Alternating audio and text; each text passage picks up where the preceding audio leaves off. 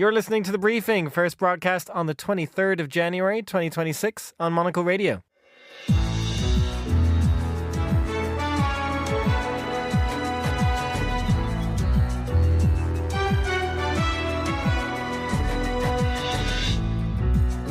Hello and welcome to The Briefing, broadcasting live from Studio One here at Midori House in London. I'm Chris Chermak. Coming up on today's program. There's one thing I heard you say yesterday and today.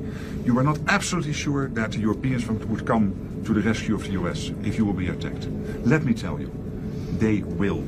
NATO's Secretary General Mark Rutte there ahead of talks with Donald Trump that appear to have de-escalated the crisis over Greenland. Attention now turns to talks today over Ukraine. We'll discuss the future of the NATO military alliance. After that, a look at the brand new colors and branding for the British team entering the next America's Cup sailing competition. We'll hear from our own CEO of Winkreative, Ariel. We'll also get the latest business headlines, and finally, the Oscars nominations are out. Fernando Augusto Pacheco, what surprised you most? Hello, Chris. This year we have a record for most nominations for a single film, and the Academy is also becoming increasingly international. More from Fernando later. All that right here on The Briefing with me, Chris Chermak.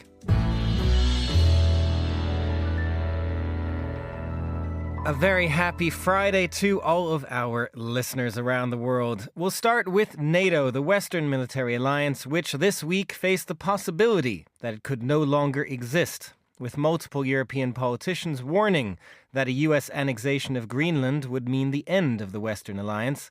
Cooler heads now do appear to have prevailed, but what is the longer-term impact on NATO, its operations and cooperation between the United States and Europe?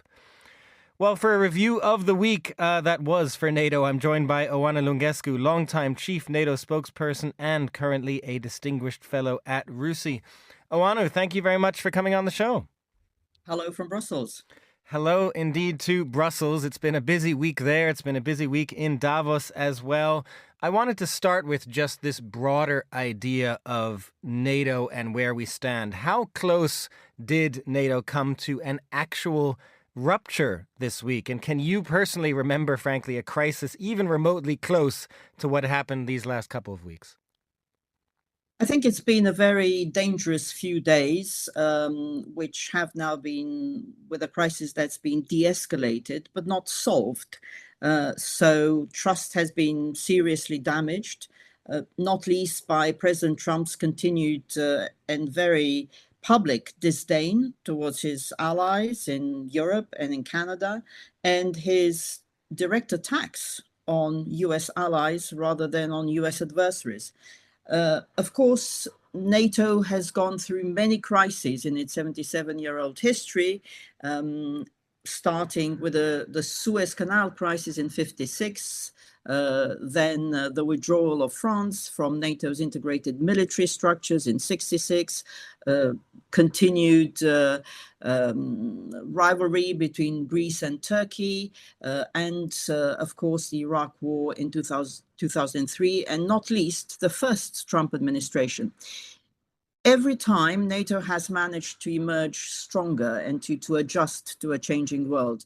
But this is indeed something that is a very big test, because for the first time, we have the biggest, the most important ally in NATO actually wanting to grab a piece of another ally's territory. And to that point, Oana, you said that this crisis has been de-escalated but not solved. We don't know, frankly, much about this framework of a deal between Donald Trump and the NATO Secretary General Mark Rutte. But what do you make of what has been reported? Is it clear to you that at least the deal will respect Greenland's sovereignty? From what we know from the meeting between Secretary General Mark Rutte and President Trump is that in a way we're back to square one.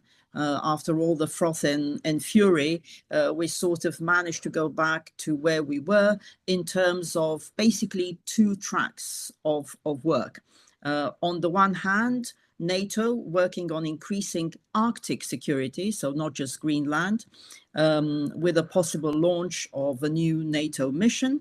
And then the second track is a trilateral one, if you will, between Denmark, Greenland, and the United States to ensure that Russia and China never gain a foothold in Greenland, either economically or militarily.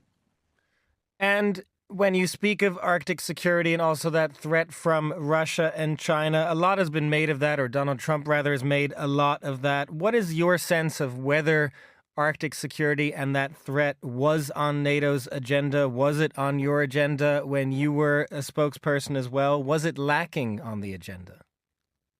There was a lot of discussion for many years in NATO about security in what NATO calls the High North. And it has to be admitted that countries in the region, including Canada, Denmark, and others, were always reluctant to have NATO play a bigger role in dealing with security in that region because the principle was there's low tension in the High North, so introducing NATO into that equation could raise tensions. The reality is that, of course, especially over the last few years, as Russia launched its full-scale invasion of Ukraine, Russia has started reopening a lot of Soviet-era military bases and new ones, started testing novel weapons in the region, and cooperating much more closely with China as the ice cap melts and new trade routes and new opportunities arise, including for critical materials. So since the last few years and in NATO's last strategic concept in 2022, so after Russia's full-scale invasion of Ukraine, there was a very clear mention of the importance of the High North for NATO security, not least because, of course, this is the main reinforcement route between Europe and North America, the two parts of the NATO alliance. So there has been since then a greater focus on increased number of exercises, Arctic security capabilities, for instance, such as maritime patrol vessels, drones, submarine and anti-submarine warfare. So there is a lot of work going on. And the Supreme Allied Commander Europe, who of course is an American general, General Alexis Grinkevich, said yesterday that NATO is prepared and our military commanders are prepared to do much more. They were just waiting for the political green light, basically from the United States and from Denmark. So I think the meeting between Secretary General Rutte and President Trump in Davos has given at least the first green light to a much stronger planning for a new mission, taking into account the security not just of Greenland, but of the whole of the Arctic region, with more presence, more capabilities, and more exercises. Just finally, Oana, you did mention in that Russia's full-scale invasion of Ukraine, and of course that actual conflict has been going on while we've been talking for the past couple of weeks about the specter of a conflict over Greenland. What do you make of the Ukraine talks that also happened at Davos and are continuing today? Are we truly close to a ceasefire?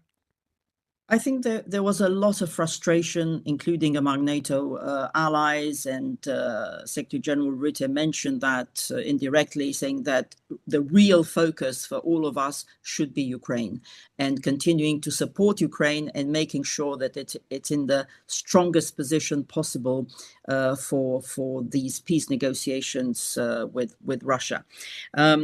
And it's interesting that there will be what appears to be a trilateral meeting for the first time since the start of the full-scale invasion in Abu Dhabi between Ukraine, Russia, and the United States. We'll have to see whether there's any progress made.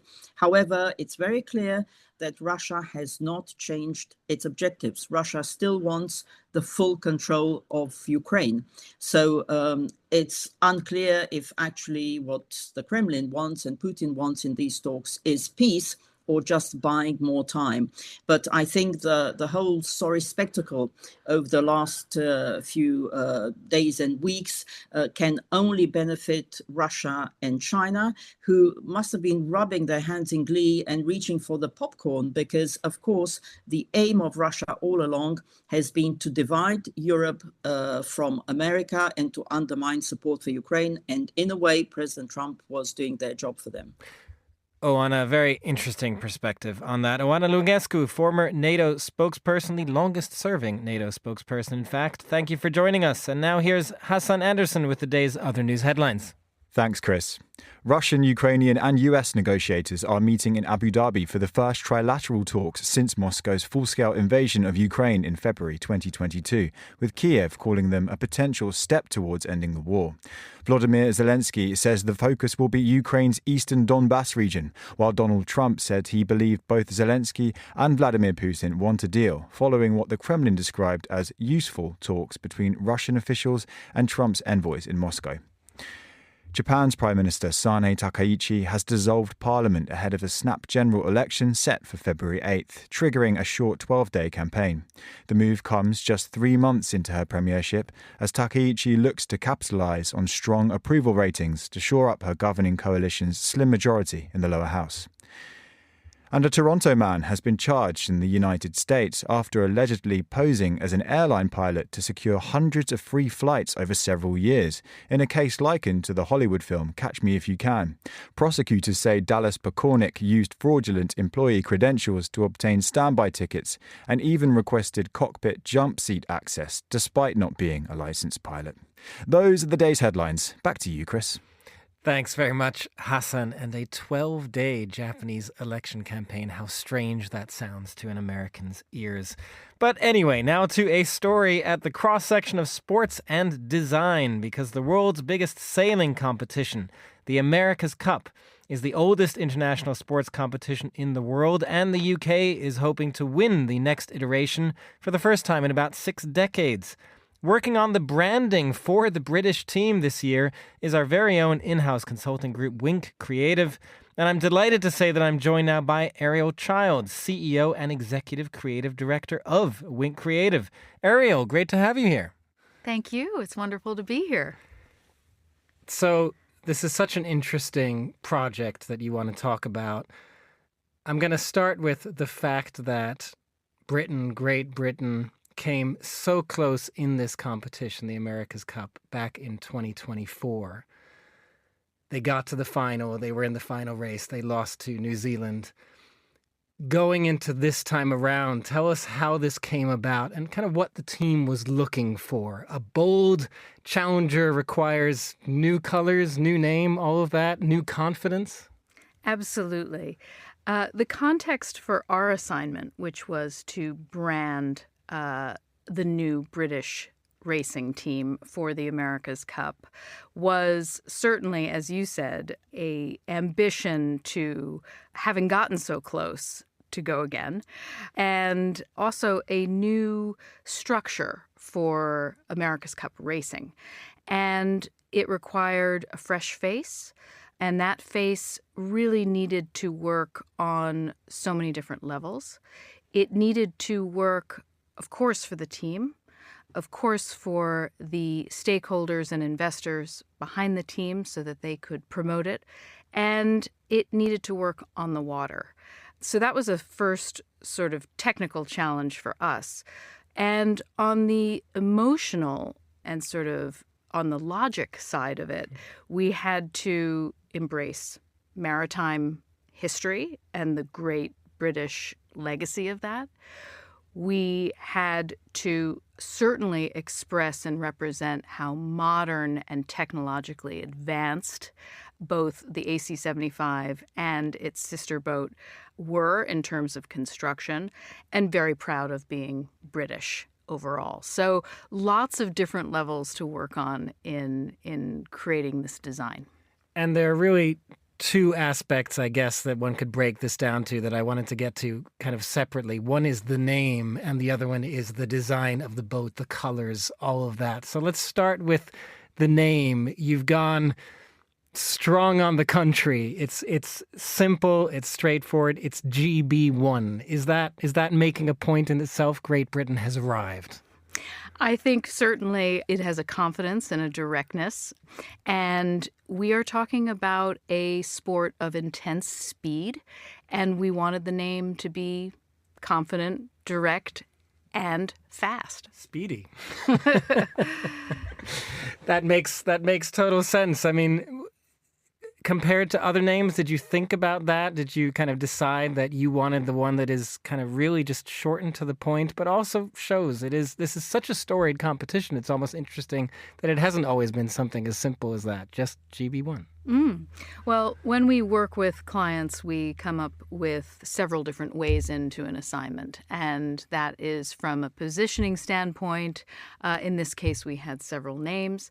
And we also took the name that our client, the main investor in Team GB1, his recommendation. He was very keen on it. It felt good to him. So we took that name on and rationalized it into our strategy. And that is what he went with. And we stood by it.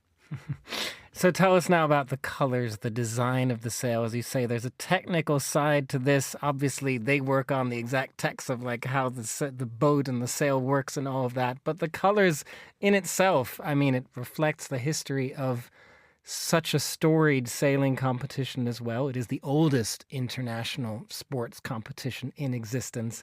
And then, as you say, reflecting the UK and their role in it as well. So tell us about that design.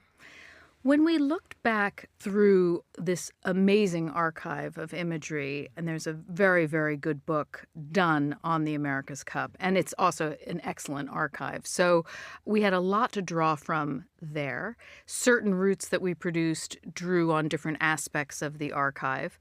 In this design that was chosen, it draws a lot from the history of red, which is not something that British sport leans into, but there is both from regal costume through to certainly boats in the past, and in naval history there is a degree of red, and also from some of the symbols that we've seen. So we wanted to sort of turn the obvious blue a bit on its head and incorporate more of the red for standout.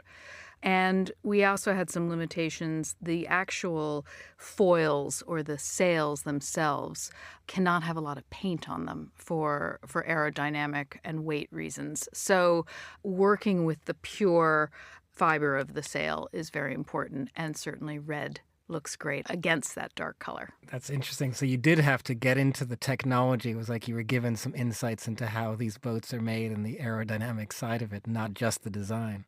Absolutely. There is a battery in these boats, and those cannot have too much heat on them. So dark colors can't be on certain surfaces on the boat. And there are a number of other issues. And this is something that we come across when we're doing aviation projects as well, is that actually paint is very, very heavy. So you need to be careful where you apply it. Interesting. So you talk about red as well. I hadn't really thought of that before, but it's true that I guess a lot of British sports teams also don't necessarily lean into the red. They always lean into the blue.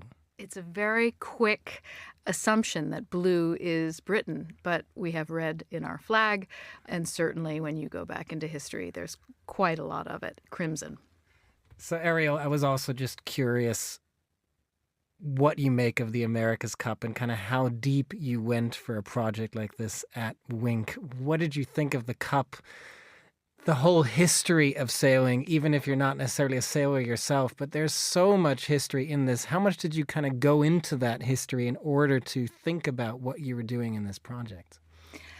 I like to believe and do believe that at Wink we are quick studies on any topic. And the period of research is incredibly important. And that is a visual research. It is speaking with people who know the topic and the area. And so this is something that we had to go deep into very quickly. And we also knew that we had to look at adjacent sports and sporting categories like F1 to see what else is happening. And I think F1 for us was a lot more visible and in our purview, the America's Cup less so. But this was a initiation by speed, and it was really a wonderful one because with any project, once you get into the finer details and nuances of strategy and then the details of the design, you do fall in love with the subject. And I think certainly we're all very excited to see how this continues to communicate and represent itself over the next year and a half and come to life on the water. I was going to say, does this mean you're including now moving from aviation, or aviation will obviously remain part of Wink as well, but shifting into the maritime world? Hopefully. It's certainly piqued our interest, and we have worked in a much slow-moving aspect of ships and working on a cruise, but this was very exciting and probably the first high-performance sport that we've ever worked on. So hopefully there's more to come. Just a little bit faster than a cruise ship. Yeah, exactly. Ariel Childs, thank you very much for joining us.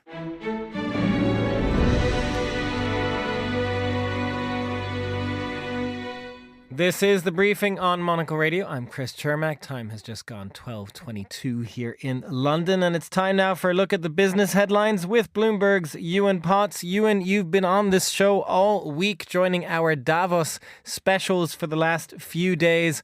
We are now back in London. Maybe things have calmed down a little bit after the Trump roller coaster that everyone has been on, including the markets this week. But how have the markets been doing overall this year? We wanted to take a little bit of a step back with this segment today. Yeah, hello, Chris. Yeah, I wanted to just step off the roller coaster and bring you up to speed. We've been a really interesting start to the year for stock markets around the world. Now, we've talked many times about the outperformance of the US economy and the US stock market over the last couple of years. And while the US economy is currently growing faster than almost anywhere else in the West, data today showed that France isn't growing at all at the moment. The US stock market has been something of an underperformer.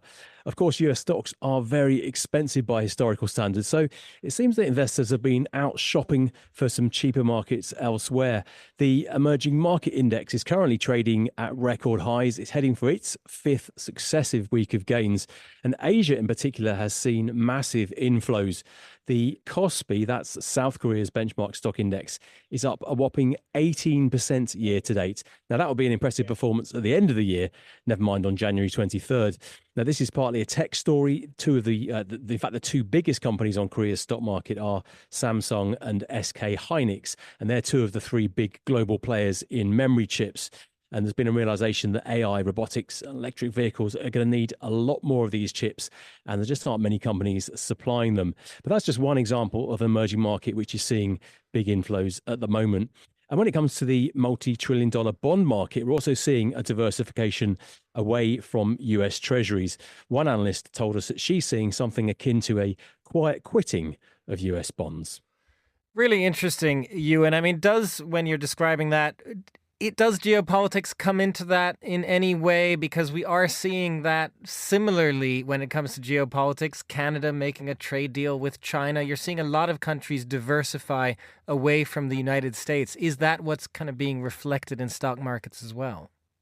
Well, I think that's a really interesting question, actually. It's a question we've been asking of analysts on Bloomberg this week, because you could portray this as investors starting to worry about the stability of the US, and particularly the finances of the US government. We know that the US government has something like $38 trillion of debt, and that debt has been growing steadily over the years. And at some point, it's going to become too much, and it's going to become unwieldy, and that's going to see a crisis in the bond market. Of course, we're not there yet, and that point is really impossible to predict. But certainly I think the political uncertainty has kind of worried investors this week. But whether the moves are because of the geopolitics or whether people are just saying, look, the US market is so expensive now, let's scoop up some bargains elsewhere, I think that's a very tricky answer to give you.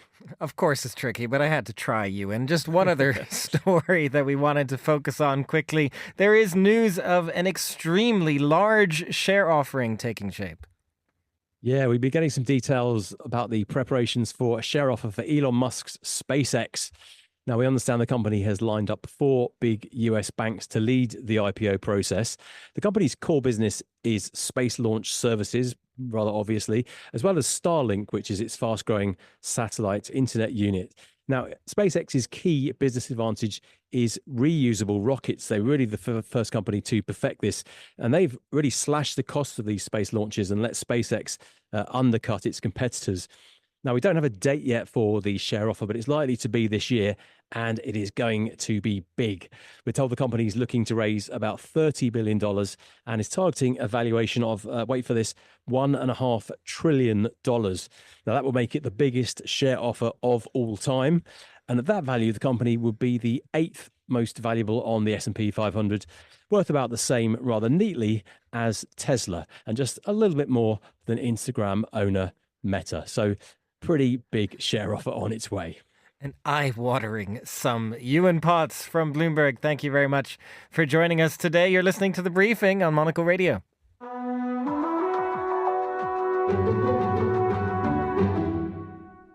And finally on today's show, Oscars fever has arrived with the release of the Academy Award nominations yesterday. Joining me now to look through the list is Monocle's senior correspondent, Fernando Augusto Pacheco, right here in the studio with me as always. Good to have you, Faye. Good to be here as well, talking about my favorite subject, Chris. Is this your favorite subject? I mean, I don't know. I have a few. That's kind of knocking the global countdown, I Yes. have to say. Like that's always a favorite of the briefing. But anyway, yes, the Oscars is one of your favorite things to talk about. And let's start with the headline news, if we could. Sinners. This is the film that everyone's talking about. Record-breaking, as you said at the top of the show. Record-breaking 16 nominations. But nominations don't always translate to actual awards. What do you make of its chances? Well, first of all, congratulations to Sinners. They have a record of 16 nominations, beating 14 nominations for Titanic, All About Eve, and La La Land. I mean, so, it's a proper record. It's not just 15 nominations. It's 16. They've gone up 2. Exactly. And it makes sense because the film, it's kind of a musical as well. So, of course, in the acting categories as well. So I think it's a very complete film, if I may say. Very original, the story. I think it's definitely one of the best films of 2025.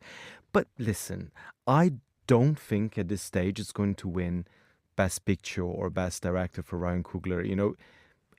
A surprise might happen, but I think he might lose quite a few of the 16 nominations. Of course, there's the danger because there's a hype around when you look at the numbers. But I still think One Battle After Another is the film to beat this year as well. Really? You expect One Battle After Another will be the best picture? Is that your prediction? As I said, things might change. The campaign's starting now. It's a different process as well. I think there's a lot of hype around Sinners, so I think Sinners' chances might increase. But One Battle After Another, I don't know, I think is a film that defined very much the political kind of the political era that we are living now under Trump as well. It's a bit of a counterculture film, leftist forces against authoritarian regimes, and it's a bit funny as well. There's a lot of satire in it. I still think it's going to win Best Film, Best Picture, and Best Director for Paul Thomas Anderson as well. Well, I feel a bit sorry for Sinners there, but we'll see. We'll see. 16 nominations. That's pretty good. They've got 16 nominations. Speaking of somebody who is excited, we do have to look at your native Brazil, of course. Another big year for them, I have to say, Faye. This time last year, I remember watching the Brazilian film I'm Still Here, which of course was also the big Oscars entrant this year.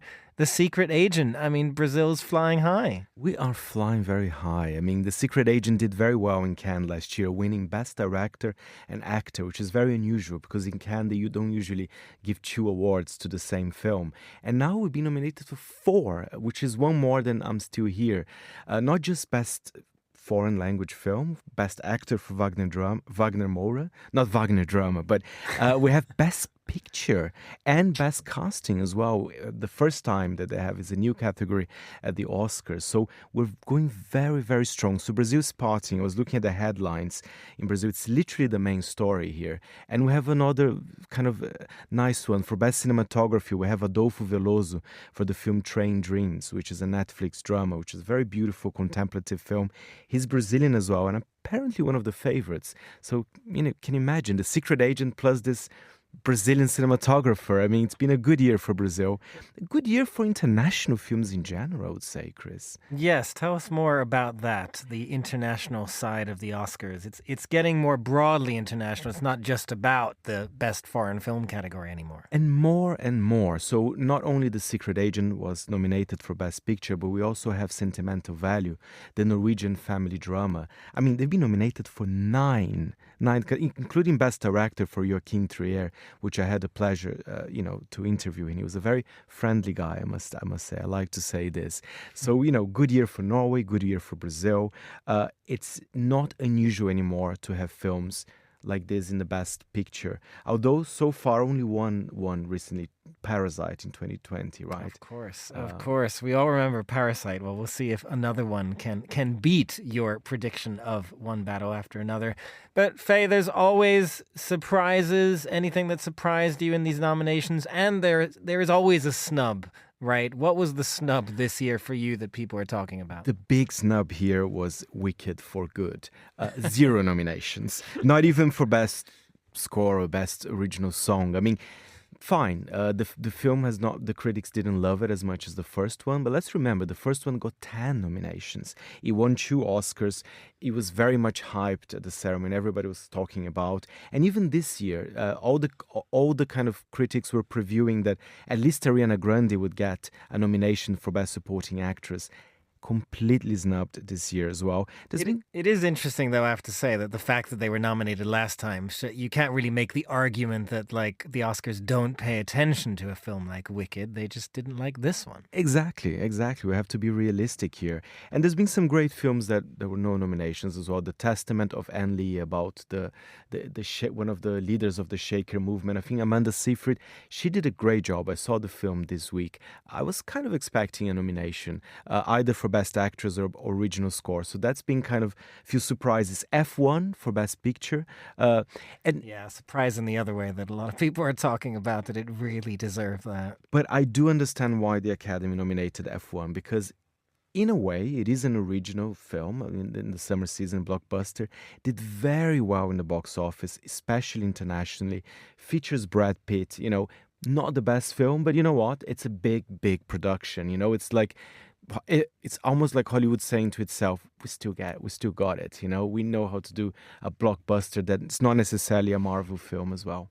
Just quickly before we let you go, Faye, speaking of Hollywood still got it, Warner Brothers, that storied institution, obviously very much in the news these days with takeovers and all of that stuff, but also big nominations. They have the top 2, Sinners and One Battle After Another. That's super surprising. Where is Apple TV? Where is Netflix? It's Warner Bros., a traditional studio, having by far the most number of nominations. I have a list here. They have 30 so far overall. Neon with 18. Again, good year for Neon. And Neon was very smart because I think around the Cannes period, they bought a lot of kind of those international films, including The Secret Agent as well. So excellent year for Neon, even better for Warner Bros. Fernando Augusto Pacheco, thank you as always for joining us to go through the Oscars nominations. That's all the time we have for this edition of The Briefing. It was produced by Monica Lillis, our researcher was Annalise Maynard, and our studio manager was Christy O'Grady. The Briefing is back on Monday at the same time. I'm Chris Chermak. Have a great weekend, everyone, and thanks for listening.